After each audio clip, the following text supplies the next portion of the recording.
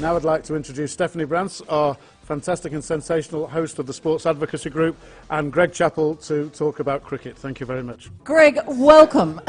Thank you, Steph. We are absolutely delighted to have you with us tonight, and we are here to talk Ashes and all things Ashes, past, present and future. But I'd actually like to start by asking you, did you start playing cricket the same way all of us did? I mean, I grew up in Queensland, so it was a metal rubbish bin. Thank you, there's a Queenslander in the room. Excellent. Metal rubbish bin, you know, 6 and out, all that sort of thing. You had a proper cricket family. Was it the same? Pretty much. For better or worse, I've got an older brother, and I reckon I've also got a younger one.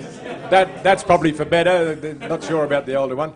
But so I reckon I was probably about 9 years of age before Ian recognised that I was alive, let alone involved me in anything he was doing. But I did. He obviously ran out of friends, and he invited me to play in the backyard test match. And it's interesting, we're talking about Ashes, and Ashes were big test matches then, obviously, and every test match we played in the backyard was an Ashes test match. The bad news for me was that Ian, being the older brother, he was Australia, and I had to play for England. So my first experience of Ashes test matches is playing as England. Now that was a real challenge. I didn't want to be beaten by my older brother, but I didn't have my heart in winning for England, I can tell you. So it was a lot of fun. We played with hard balls, which was good. Our father insisted we played with a hard ball. He wanted us to get to know what a hard ball felt like. Didn't give us any pads and gloves to play with, so we did find out what the hard ball was like. So it was a pretty hard school in the backyard. You've met my older brother. He's a tough man, and he wasn't any easier then. But he taught me a lot of skills that came in very handy later on, I can tell you. That backyard environment was a pretty important part of it. The good part, though, was Ian left home and I became Australia and Trevor became England. So we were able to pass on all the lessons that I learnt. But, you know, he was the one that set the path that I eventually followed. I mean, it was only when he started to play for South Australia that I thought maybe there's a chance I could do that. And then when he started playing Test cricket, I thought, oh, you know, maybe it can be done. So he was the pathfinder in a lot of ways.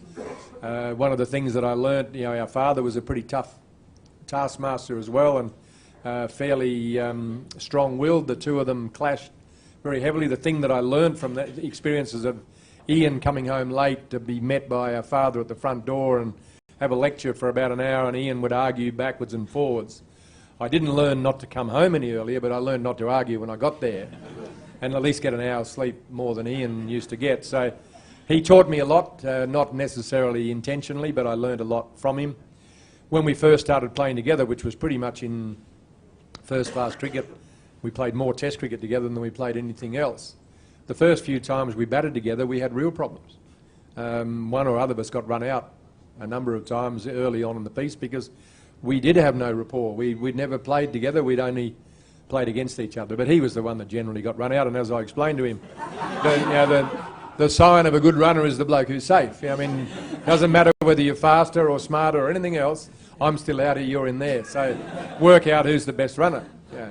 But we finally got it together, and we actually did spend some time batting together, and again it was great. I again learned a lot from the mistakes that he made and from the lessons that he learnt.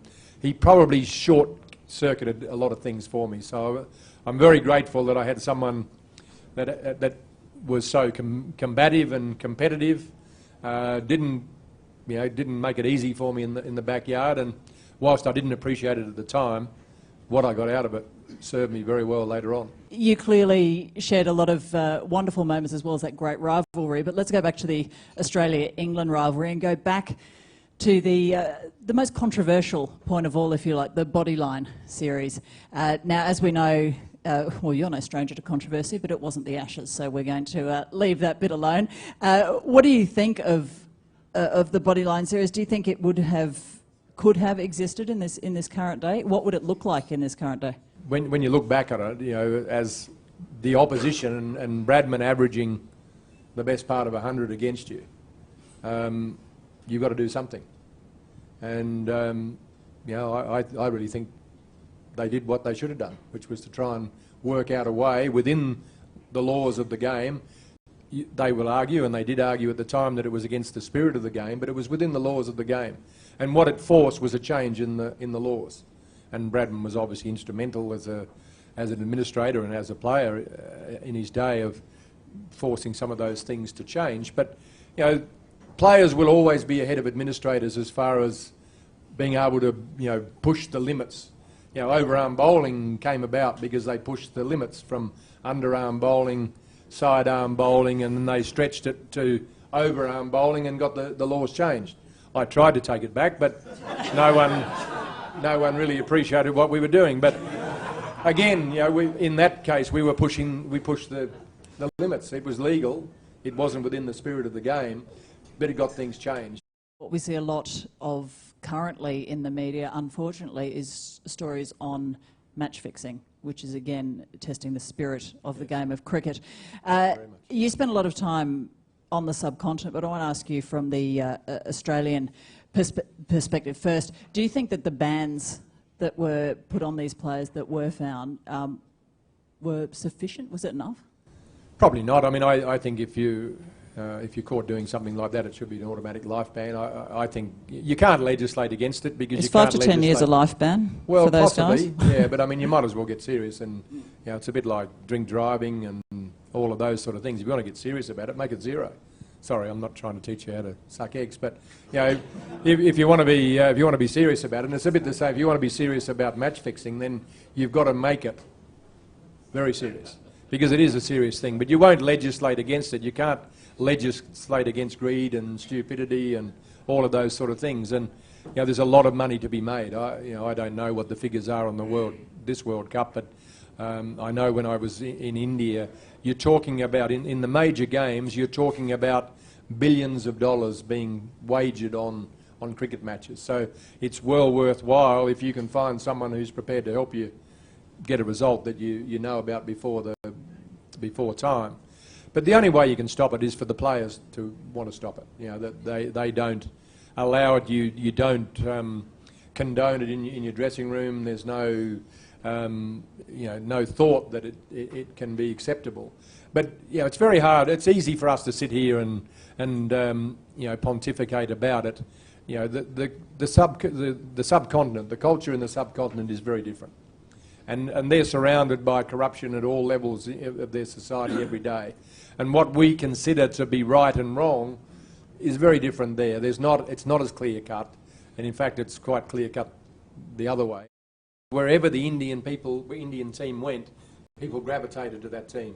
If the bus was going from the ground to the hotel, the streets were lined. From the hotel to the airport, the streets were lined.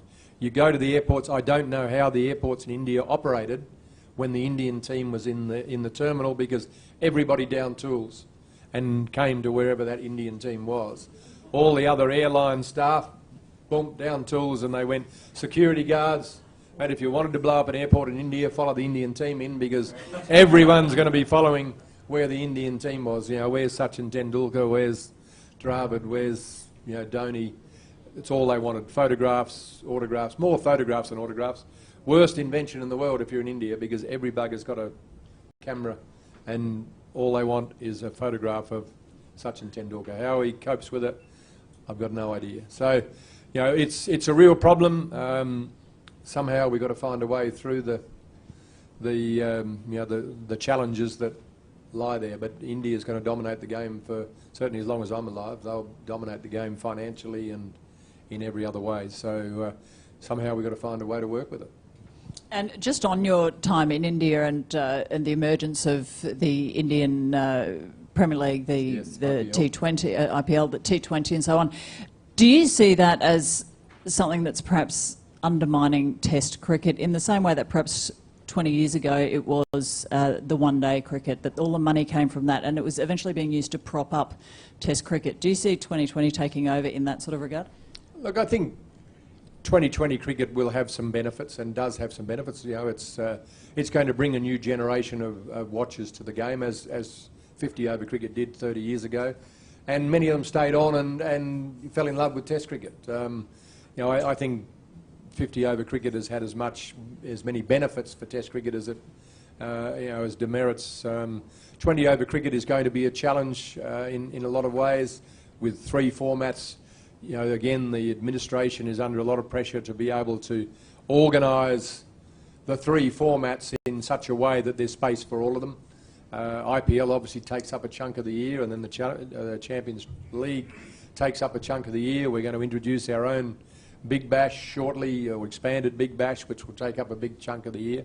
So it's going to be a challenge for the 50 over game and Test cricket to sort of make their space and maintain their interest. But I think 20 over cricket can be as positive towards the game as it could be negative. And again, it'll just need good management.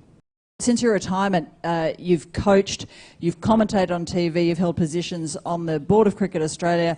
As Andy alluded to earlier, there is a list as long as my arm of all your achievements. And now you have the most important job of all, which is the National Talent Manager, Australia's first full-time selector as well. Can you just, before I ask you something more on that role, can you just reflect on the last Ashes and, with the benefit of hindsight, how you would sum it up? Disappointing. Thank you. It was...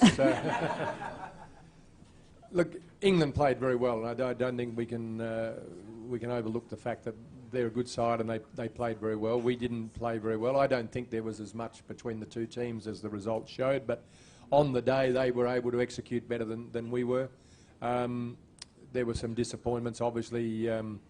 If you told me in November that Kadich, Ponting and Clark would hardly make a run between them, and Johnson would probably only have 1 good Test match,